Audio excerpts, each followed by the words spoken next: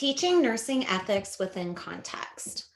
My name is Laura Nold. I am a registered nurse and I am also a certified pediatric nurse. I teach at Missouri Western State University in the nursing department, College of Nursing and Health Professions. I teach in our pre-licensure program. So that is a 4-semester program. Students complete prerequisites prior to entering the program. They obviously apply for admission to our program and whatnot, but then they apply once they're admitted. They have 4 semesters of nursing school. I teach a course called Professional Concepts of Nursing in the first semester, and then also a course in the third semester called Pediatric Nursing. So I kind of have a unique opportunity because I'm working with students the very first semester that they are in the program. They have absolutely no clinical background. They haven't set foot in a clinical setting as a nursing student at this point in time. I also teach in the third semester where those students have had an entire year of nursing school under their belt. So they have a little bit firmer grasp on what nursing is and what it looks like and what some of the care settings they might be working in someday look like.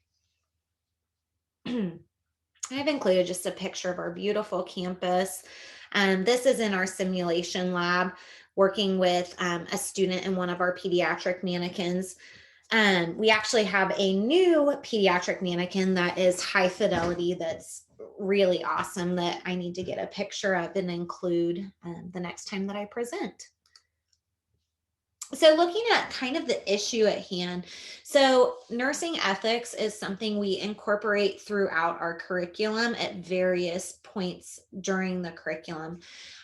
We know that applying nursing ethics is essential. It's a competency that students have to be able to perform, and we have to, as nurses, be able to work through nursing ethical dilemmas. But limited student context really poses challenges. So even prior to COVID, this was an issue because, just the limited amount of time that students are in clinical, the limited context of care that they're in. But especially now with COVID, I feel like we're having even more limitations that we're experiencing. So for example, our first semester students in a typical semester would spend about half of the semester in the lab for their clinical, working with instructors, doing different skills, technical skills, communication skills, critical thinking skills, maybe running through simulations. So different things to really prepare them to set foot in that clinical setting. The second half of the semester, they would spend in a long-term care setting. So at the bedside, actively taking care of patients.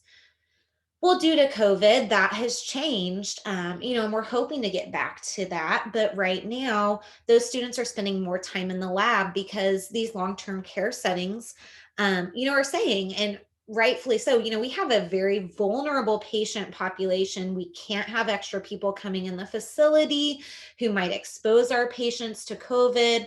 We know that they're high risk, but that is really limiting that practical application of nursing ethics in the care setting. And then constraints on practical application, besides that, are even in that clinical setting, if there is some huge ethical dilemma that arises, oftentimes the nurse is going to be the one really facilitating discussions and helping to make decisions. That's not something that often a student is going to really be working through. They're going to oftentimes be more in an observer role for that specific issue. Now, we don't expect our students to be in an observer role in clinical. So I want to be very clear about that. Our students are very hands-on, taking care of patients.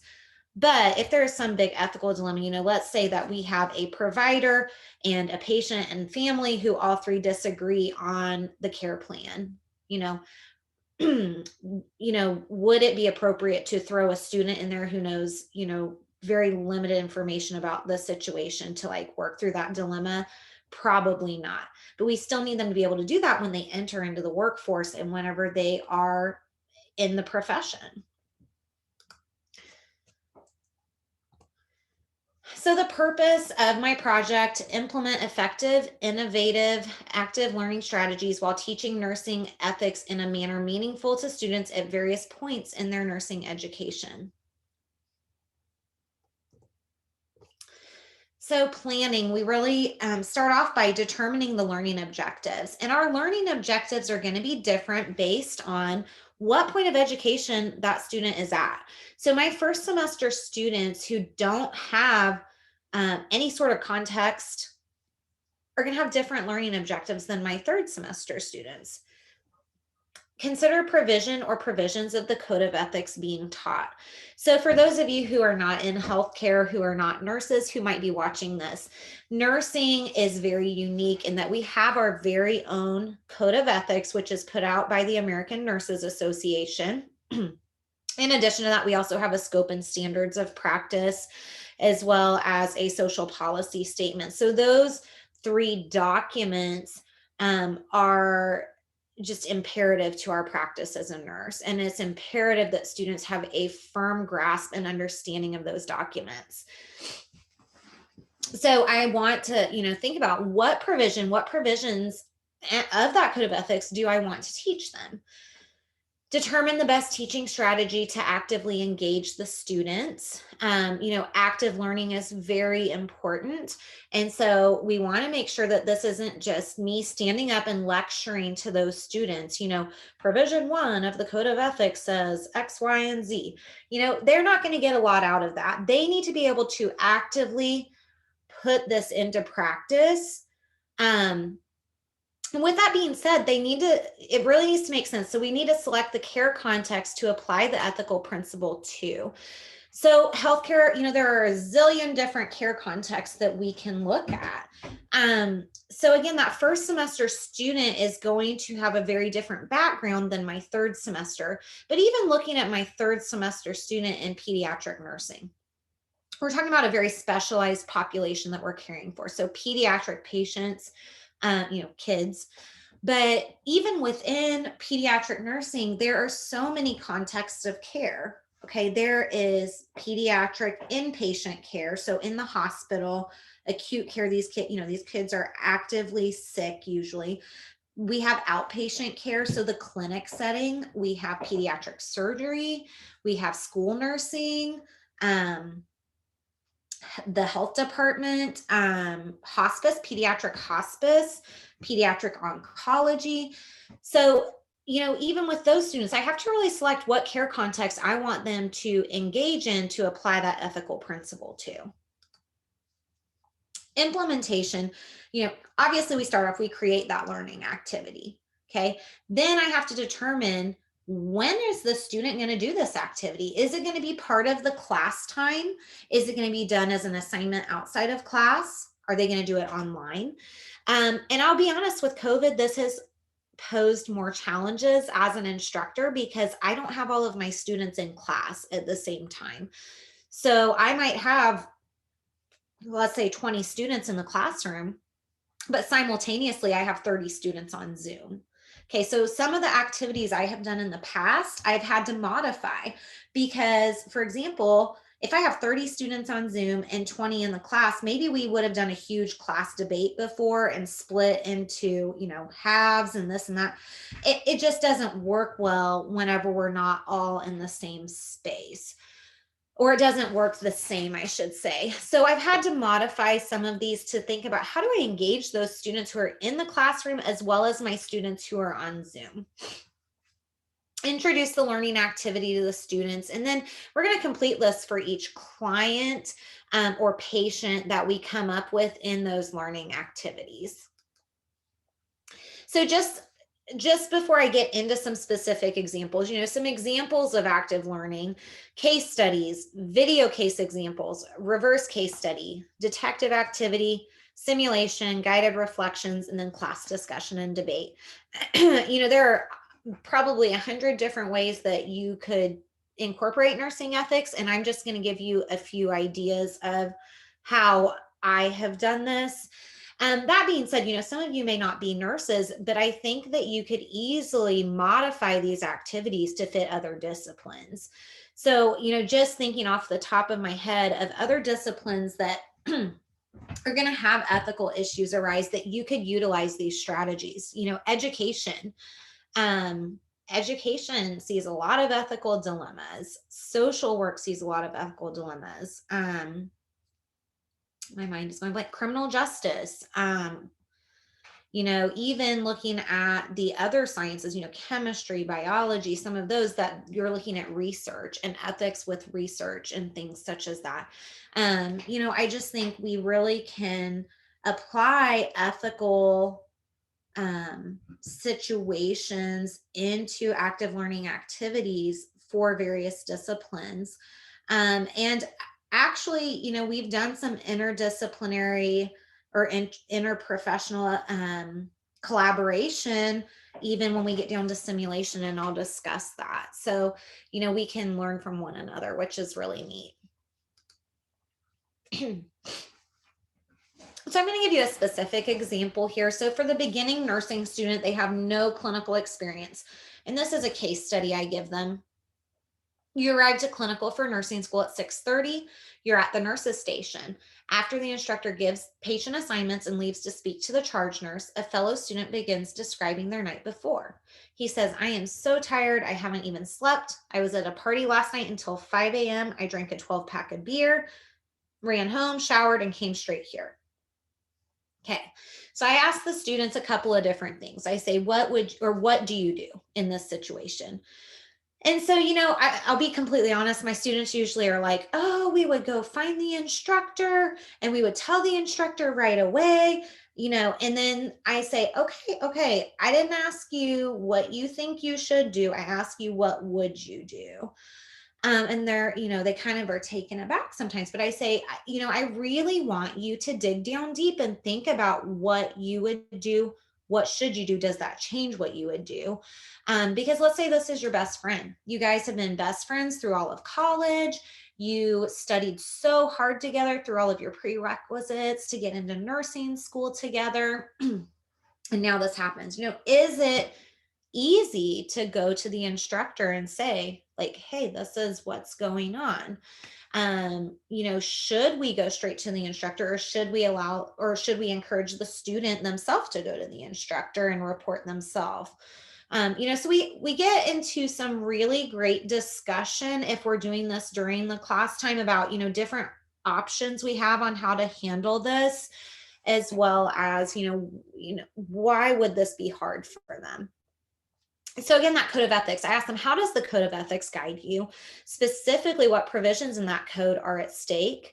And then what does the nursing instructor do? So I want them to understand not only their ethical responsibility, but that nursing instructor has an ethical responsibility as well to protect the patients. So to pull that student out of providing that bedside care, but they also have an ethical responsibility to the student, as far as, we talk about, would I just let the student get in a car and drive home?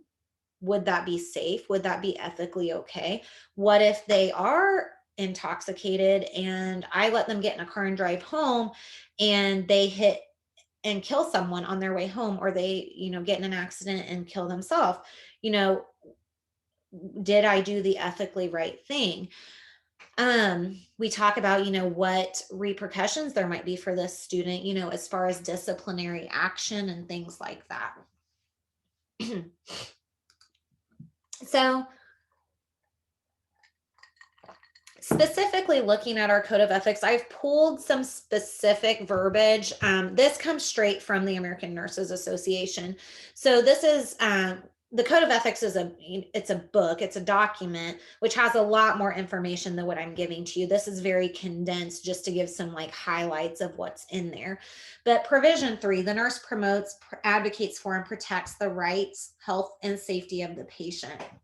And then if we come down here, we'll see interpretive statements. So we have our provision and it gives you the main definition, but then we're going to have interpretive statements and more explanation of those specific components.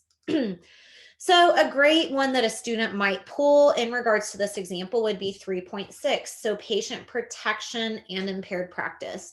So when impaired practice is suspected, patient safety may be jeopardized. We want to identify colleagues whose practice may be impaired or who are placing patients at risk. Follow the chain of authority with compassion and caring so remediation and recovery may follow, and access employee assistant programs for help.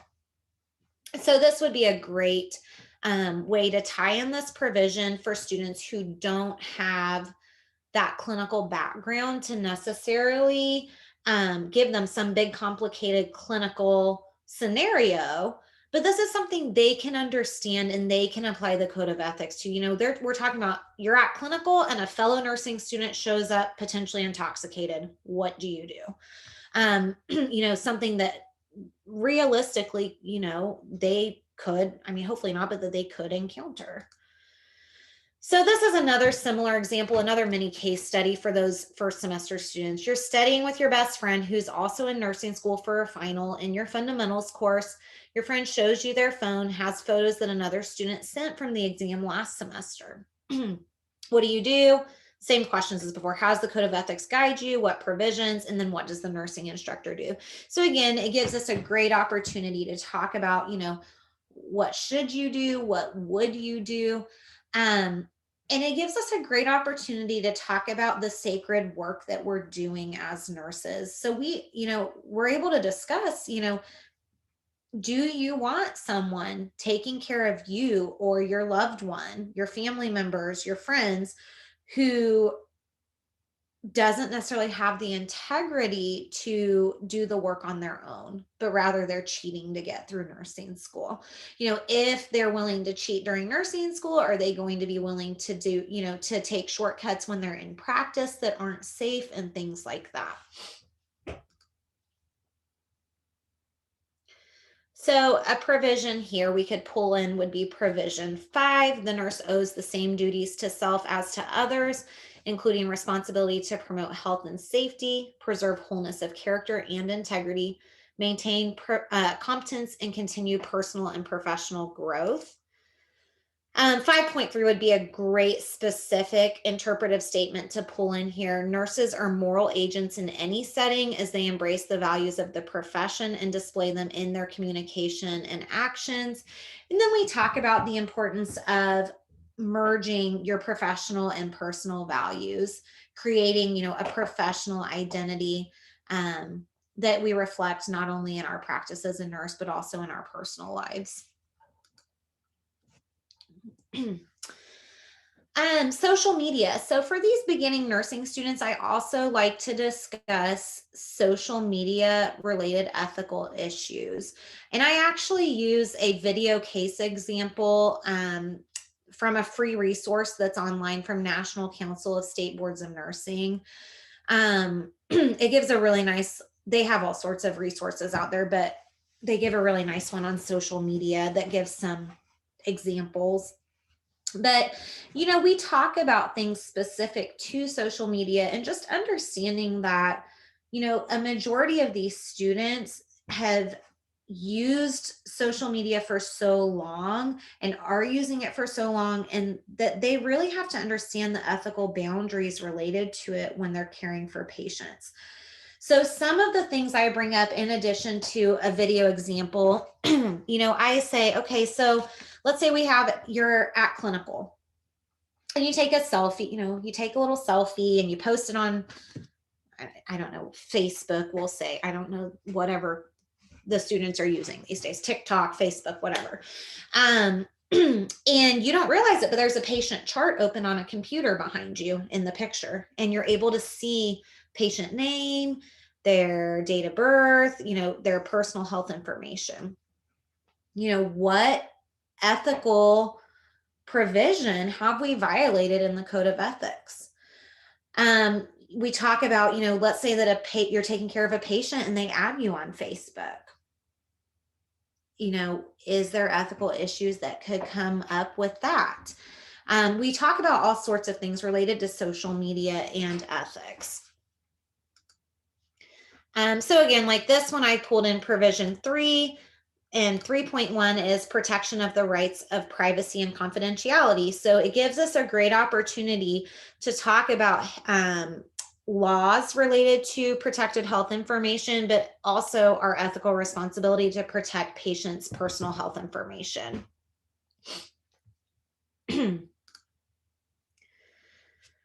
Same group of students, so limited clinical experience, those first semester students, looking at a reverse case study. So this is an example where I kind of put the work on them and I say, hey, I want you to think of an example where you might be asked to do something that conflicts with your personal or professional values and the code of ethics. And I want you to write a case study on that, just a very short case study. So I want you to think of an ethical dilemma that might arise in practice for you and write a little case study on it. This semester, we've done this in class in person in the past. This semester we did it in a discussion board format and it worked really well. So I had them, create their case study and then like pair up and answer each other's case studies and work through that. I also shared with them just a couple examples of things that I have experienced personally as a nurse where maybe I felt there was an ethical dilemma, or I was asked to do something that maybe conflicted with my professional values or my personal values. And then I asked them to, in that case study to, ask and to think about pulling in the code of ethics and looking at those provisions. So for example, this is really looking at provision 5.4 for those students, which is preservation of integrity. So when integrity is eroded, nurses may experience what's called moral distress. And that gives us the opportunity to discuss moral distress and what do we do. Threats to integrity can be encountered in practice. It's going to happen in healthcare that, these types of things may come up. Another activity I created, since we have these students, these students, I'm sorry, I should have clarified earlier. My first semester students have now moved to an online format for this specific course. So this activity, is done online, but it's a detective activity. And so I have them go to the latest Missouri State Board of Nursing newsletter.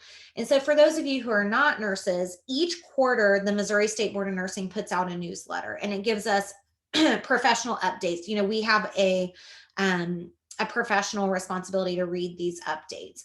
But also in that newsletter is a section where it lists out nurses who've had disciplinary action taken against their license during that past quarter. So it'll give the nurse's name, when the violation occurred. It'll give, are they a licensed practical nurse or a registered nurse and or a advanced practice nurse? And it will list out like a little paragraph or paragraphs stating what the situation was that caused the State Board of Nursing to take disciplinary action against the nurse. So it helps the students to understand that if disciplinary action is, it helps them understand a few different things. It helps them to understand what disciplinary action is by the State Board of Nursing, which is, our regulatory body. But it also helps them to understand different situations that are real life. These things really happened, and they happened recently in the state of Missouri to actual nurses. But it helps them to understand, what are some things that happen that cause disciplinary action to be taken. And then it helps them to understand too that disciplinary action is public knowledge. So that this is out there where, people are going to see if disciplinary action is taken against your license. And so I have them go to that because again, it's public information. They choose one scenario. So I say, I want you to pick one scenario, one disciplinary action that's taken. And then I have them choose which provision of the Code of Ethics has been violated and why. So specifically tying that Code of Ethics to the example. Now, you might remember when I first, back at the beginning of this presentation, talked about the Code of Ethics, I also stated that there are a couple of other documents that the American Nurses Association kind of has as a foundation for us. So Scope and Standards of Practice, Code of Ethics, and Social Policy Statement. So I actually have them specifically tie all three of those to the scenario they select. So they pick which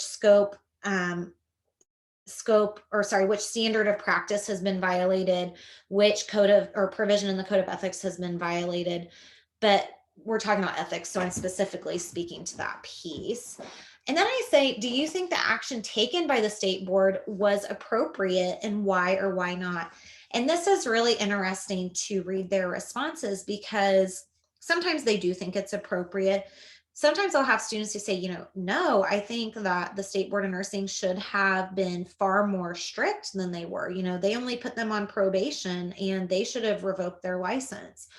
And I see the opposite for certain scenarios where students say, I think that the state board of nursing, you know, should have been a little more lenient with them. Maybe they should have just put them on probation instead of revoking their license. And I asked them to justify that, what their stance is, why or why not, and specifically look at the code of ethics and the scope of standards as they do that. So now we're moving on to my pediatric nursing students. So remember, these are my students who are in third semester. They have more clinical background, more nursing knowledge at this point to apply to different ethical scenarios.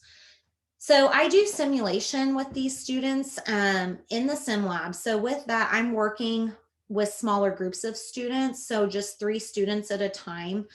And I have decided with that opportunity to really pull in ethical dilemmas that are common to that context of care. So common to pediatric nursing. So the first one is child abuse and neglect. So I run a simulation where my students are expecting to come in for a 2-month well child visit. When they come in, the child is malnourished. The child has obvious bruising that the story doesn't match the injury. So they have to recognize abuse and neglect, but they also then have to work through their ethical responsibilities related to that situation. So keeping the child safe, completing a mandated report in that scenario. And that's where we pulled in some interprofessional education. So we're very fortunate to have a social work department and to have social workers that, are here at Missouri Western for us. And so, it's really nice that I, was able to collaborate with one of them to help with those simulation scripts and things like that for this scenario. Another common ethical issue we're seeing in pediatric nursing is vaccine refusal or vaccine hesitancy. And I'll be honest, I think this is an ethical issue that we're seeing not only in pediatric nursing, but also in adult health, especially with COVID and the COVID vaccine, and just some people having some hesitancy related to that. But we pull in a vaccine hesitant parent in this simulation, and we also pull in provider dismissing a patient from practice for vaccine refusal. So the American Academy of Pediatrics actually says it is acceptable for providers to dismiss patients from practice for refusing vaccines. So this is a really great simulation because it allows the students to work through this ethical dilemma, but also to really reflect kind of on what their thoughts on the situation are. And then in that debriefing, to specifically pull in provisions from the code of ethics related to that situation. And then a third simulation I do is it's actually an asthma exacerbation, a child who presents with an asthma exacerbation. But as the students go through that simulation, they find out, oh, this kid hasn't been taking their medications for the past year because they are underinsured and their insurance isn't covering medications. And so they can't afford the medications. Excuse me.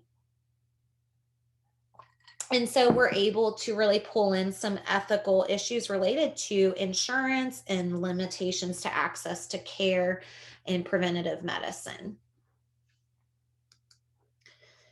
For these pediatric students, I also have them complete various guided reflections throughout the semester on issues that they may commonly experience in pediatric nursing that can pose ethical considerations. So I've listed some of those.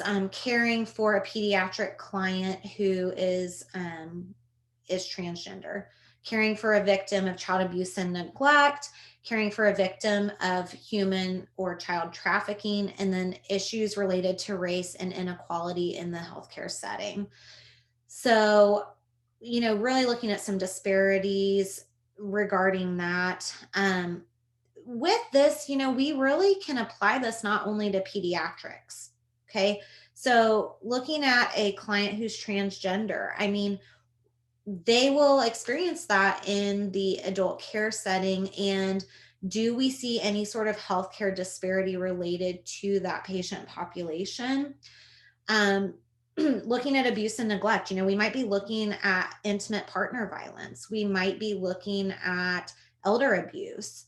We might be looking at an adult patient who isn't competent to make their own decisions.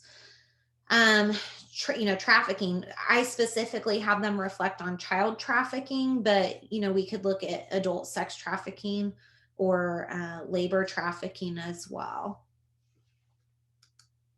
Oh, I'm sorry. And then some different case studies and class discussion. I actually incorporate far more than this, but just for time's sake, I didn't want to, include, I wasn't able to include everything. But, a minor with different wishes for their care than the parents for a patient who's terminal. So maybe we have a child who has cancer, terminal cancer, and the parents are wanting to pursue aggressive treatment. And this is a 16-year-old who legally cannot make their own healthcare decisions, but they understand the situation and they're competent. And they're saying, no, I want to go on hospice and I want to go on palliative care and I don't want to pursue aggressive treatment anymore. Another example, we have a minor who tests positive for a sexually transmitted infection, and the provider doesn't think they're likely to complete the course of treatment, and they ask you not to tell their parents.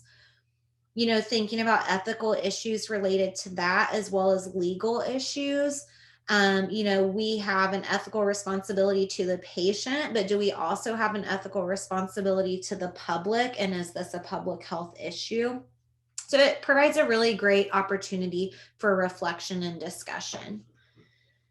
I've included some evaluation statements from students that I've received just when I've asked for feedback on some of these activities, or I have received them on my end of course evaluations in the past. I just picked out a few of those, and I'm not going to read those to you. You can look at them, pause the video and look at them if you wish. And then some references. And here is my contact information. Please reach out to me if you have any questions at all.